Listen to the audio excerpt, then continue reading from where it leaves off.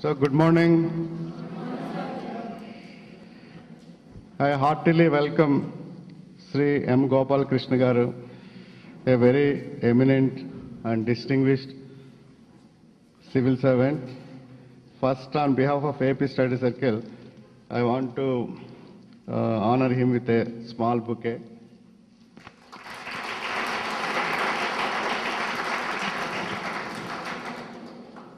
So I have the pleasure in introducing Sri M. Gopal Krishna Garu.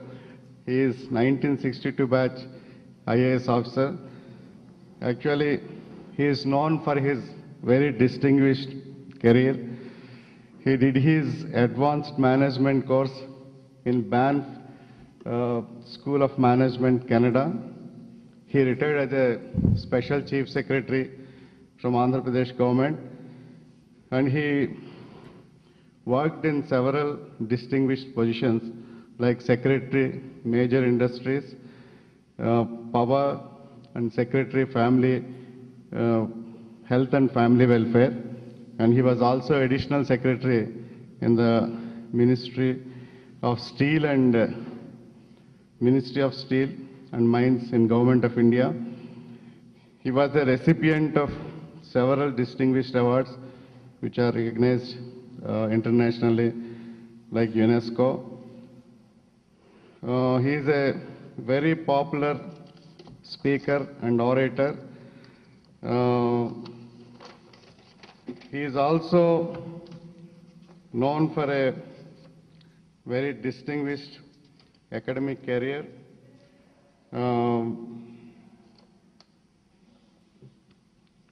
He worked as a senior consultant in UNDP, DFID, and Asian Development Bank. So he believes in change with a continuity of values and a very vibrant cultural ethos. So we are really honored by his presence. I am sure that our students will take full benefit of his presence here. In fact, he is an expert in any industrial affairs and corporate governance. He worked especially in Godavari Fertilizers as founder, managing director for nearly 7 years. So he worked both in public sector as well as private sector, and not only industrial sector, in any other topics also, mainly related to ethics, which is a very important paper introduced now. He can guide us, guide the students very well. So I request Sri M. Gopal Krishna Garu to take up the session. I am sure this will be very lively and will be useful to all of you. So thank you, sir.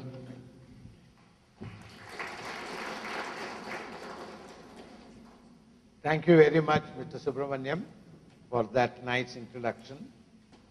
Let me at the outset say how delighted I am to come and interact with all the students who are studying here and who are anxious, eager, and enthusiastic to write the civil service examination. First and foremost, I want all civil service aspirants to remember one simple thing. Listening is a very important art and skill. Listening. Listening is different from hearing. Hearing means you hear in one ear, it goes out of the other ear. Listening means whatever you hear through both the ears sits in your head. So that is the difference between listening and hearing. I'll give you a small instance. I used to be director of the Institute of Public Enterprise in Osmania University. It is rated as the best MBA college in Andhra Pradesh. And it has 100% placement record. I was 3 years director. I introduced the MBA course there. Let me tell you a small incident that happened. We had a prize for a student who attends 100% classes, attendance prize for 100%. I expected a girl student to get it because girls are generally more serious than boys. But it so happened that a boy got that prize. So I was a little surprised. So I sent for the boy, asked the boy, say, don't tell me that you attended all the 100% class. Maybe you must have missed one or two classes. You must have gone out with friends. You must have gone to a picture. How is it you got it? He actually confronted me and said, what, sir, you are an IAS officer. You don't understand this simple thing. I was foxed. I said, this fellow is actually challenging me. So then I asked him, yes, I don't understand. Now tell me what it is. He said, sir, my teacher would have read at least 10 to 15 books, sir. It would have taken him at least 1 month, 45 days to read this 10 to 15 books. After reading 10 to 15 books, he makes it into a 45 minutes notes. And he comes and teaches us in the class. In 45 minutes, whatever is the extract of all the 15 books that he has studied, very, very carefully for 45 days, he is giving you in 45 minutes. If, sir, I listen with attention, with concentration, and if I can actually observe everything, write down the keywords, sir, it is like my actually reading for 45 days. See how beautifully that fellow gave the... That is what is expected of civil servants. You must be damn smart. Only when you are very smart and when you are attentive in class, write down the keywords, then you will be able to remember, because attention leads to concentration. Concentration leads to observation, and observation leads to memorization. Attention, concentration, observation, and memorization. This is the process the mind goes through. So you must be very good in this process, then you will remember everything, and no one has to remind you. So this is a very important thing. Therefore, I want all of you to listen to me carefully. Normally, I do not go and talk, but because Mr. Subramaniam is a very great friend of mine, and I have great respect for him, because he told me, I said I will take the class, otherwise normally I don't take. Right? Okay. Now, I have been asked to speak to you on corporate governance. Corporate means where companies are involved or where incorporated bodies are involved, it is called corporate. It is a legal entity comprising of one or more persons. That is actually called a corporate. Governance means how do you actually administer the corporate? How do you control? How do you direct this corporate is what is actually meant by governance. So now the word governance has a lot of connotation. Let us understand what do you mean by governance. Governance comes from a French word called gouvernere. G-U-B-R-N-A-R-E, gouvernere. Gouvernere means rule but with the consent of the people. You must rule, but you must have the consent of the people. They must be happy, they must accept your rule. So this is called gouvernere. And that is why in India also we have the institution of governor. Why is he called governor? Why is he not called something? You have a chief minister who is administering it. Then why do you have a governor? The governor's position is, if things are going smoothly, correctly, according to the law, according to the systems, according to the methods, he does not interfere. But if something is going wrong, something is not properly done, then he can actually intervene because he knows that it doesn't have the consent of the people. So governor means a right to intervene where it is necessary, and that is therefore called a higher form of administration. Administration is the normal day-to-day work. Governance means a higher form of governance. So that is why you have governor. You call the board of directors, the court of governors.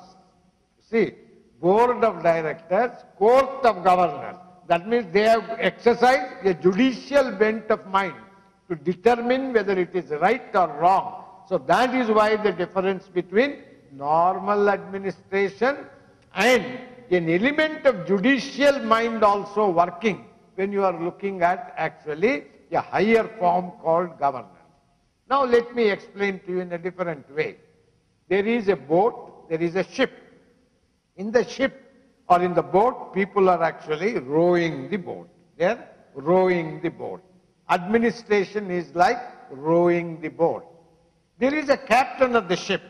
The captain of the ship is not rowing, but the captain of ship is holding the steering in his hand. It is holding the rudder in his hand, and he is guiding the ship. Why is he guiding the ship? The ship must not go and hit a rock. The ship must not get wrecked. The ship must go and reach the bank properly. So, between rowing and between that, which is the higher form? Which is the higher form? Steering is a higher form. So, steering is governance, rowing is administration, right? Another example, I have a compass in one hand. What does the compass do? It sets the direction. I have in another hand a clock. What does the clock do? Clock measures the distance covered. So administration is continuously measuring the distance covered, whereas the compass is showing the direction in which you are going. So you understand, governance is the compass and clock is the administration. So I hope it is very clear to you. Higher form of administration is called governance. Governance has an element of ethics in it. Government has an element of values in it. Government has a component of judicial discretion available to you. Like a judge, you are deciding. You are impartial. So this is actually a difference between normal administration and governance. So this is something which you must get into your head clearly, that governance, higher form of administration, that sets the context, and it is the concept in which the administration must function. You understand? This is very, very important, and I want you to actually understand. Now, can anyone amongst you tell me what is the difference between governance and administration? Anyone? Volunteer? If you have been listening carefully, attentively, you should be able to answer me.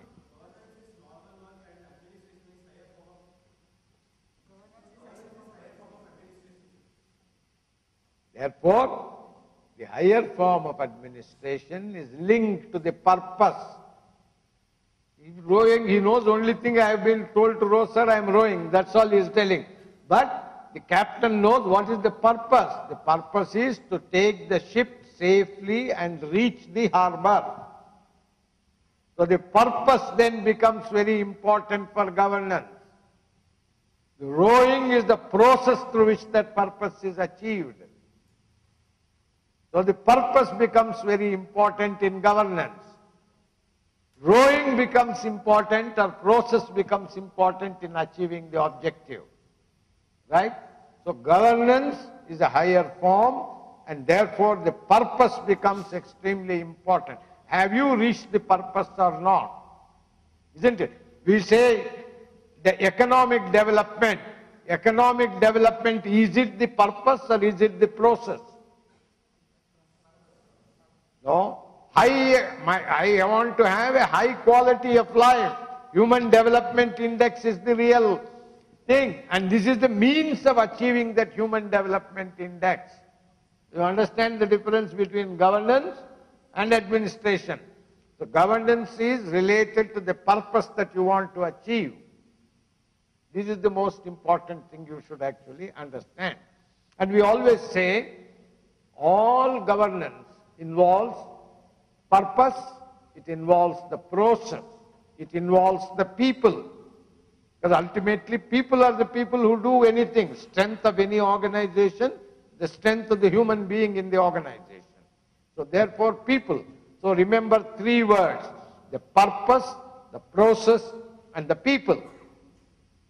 Purpose, process, people. These three are extremely important when you are thinking of governance.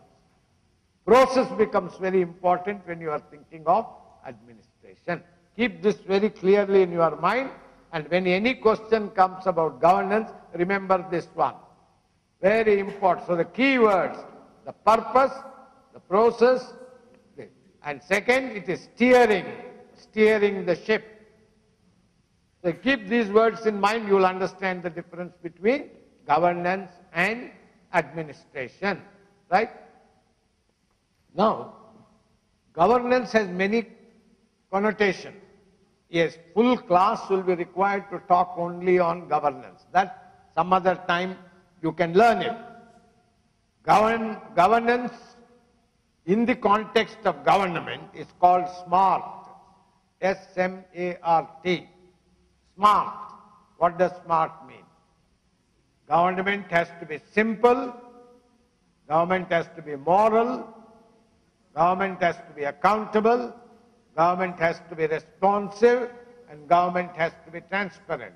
So these are the qualities which are also relevant in terms of government. It is also relevant in day-to-day life. So this is actually one thing. And what really happens is you have several dimensions of governance. There is a political dimension, there is a participatory dimension, there is an executive or managerial dimension, there is a regulatory dimension, a socializing dimension, and there is an adjudicatory dimension. These dimensions are also involved in governance. So governance means a correct combination of all these things is governance. So you understand, governance is not just a simple word. Governance has so many connotations, so many ways of defining governance. And governance has so many characteristics, so many attributes. This is actually called governance. Now, let me come to the more important thing. I've been asked to speak to you on corporate governance. Now, I've told you what is actually corporate governance and what is the origin of corporate governance. Earlier, people thought every company's duty is, and company means large number of shareholders. Every shareholder has contributed money to purchase shares. And shares are normally in India priced at rupees 10. So, how many shares you purchase? And in a company, if some person owns more than 51% of the share,